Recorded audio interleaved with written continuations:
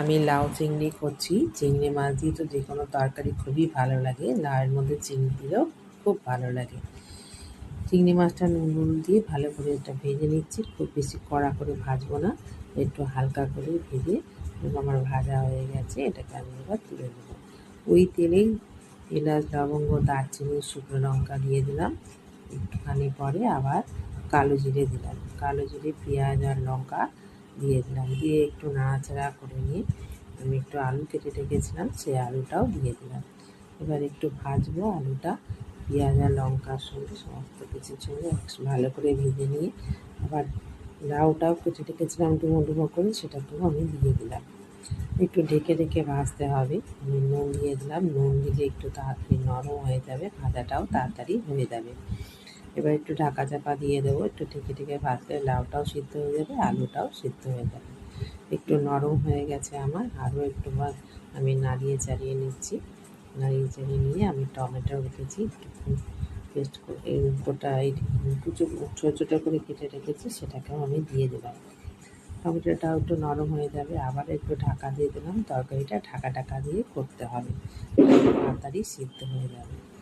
এর মধ্যে আমি এবার মশলা দেবো। আদা, রসুন দিলাম, এখানে জিরে, ধনে আর হলুদ, সমস্ত কিছু মশলা দিয়ে ভালো করে নাড়িয়ে চাড়িয়ে এটাকে আমি ভালো করে মশলাটা কষে নেব। ভালো করে মশলাটা কষে না নিলে গন্ধ বেরোবে।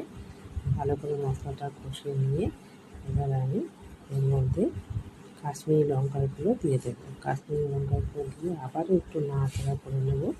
মিশিয়ে নিয়ে এর মধ্যে আমি একটু চিনি অ্যাড করব। একটু চিনি দিয়ে দিলাম। চিনিও দিয়ে ভালো করে নাড়াচাড়া করে নিচ্ছি মশলাগুলো। আমার মশলা অনেকটাই কষা হয়ে গেছে। এবার আমি চিংড়ি মাছ দিয়ে দিলাম। চিংড়ি মাছ, ভাজা চিংড়ি মাছটা দিয়েও আবার ভালো করে এটা নাড়াচাড়া করে নিলাম। এবার একটু ধনে পাতা রেখেছিলাম, সেই ধনে পাতাটাও ছড়িয়ে দিলাম। ধনে পাতাটা ছড়িয়ে দিয়ে ভালো করে মিশিয়ে নিয়ে আমার এবারে জল দেওয়ার সময় হয়ে এসেছে। অনেকটাই সিদ্ধও হয়ে গেছে সবজিগুলো। এবার আমি এর মধ্যে জল দিয়ে দিলাম। বেশি জল দেবো না, অল্প একটু জল দিয়ে এটাকে ঢাকা চাপা দিয়ে দেবো। যেটুকুনি সিদ্ধ হওয়া বাকি আছে সেটুকুনি জলই সিদ্ধ হয়ে যাবে। ভালো করে নাড়িয়ে চাড়িয়ে মশলার সঙ্গে সব মিশিয়ে দিয়ে সবজির সঙ্গে ঢাকা দিয়ে দিলাম। খানিক বাদে ঢাকা খুললাম এবং জলটা অনেকটা কমে গেছে এবং আমার সিদ্ধও হয়ে গেছে। যেটুকুনি জল আছে এটাকে আমি আর একটু জলটা কমিয়ে নিচ্ছি। আমার জলটা অনেকটাই কমে গেছে। লাউ চিংড়ি খেতে কিন্তু দুর্দান্ত লাগে, একবার করে খেয়ে দেখতে।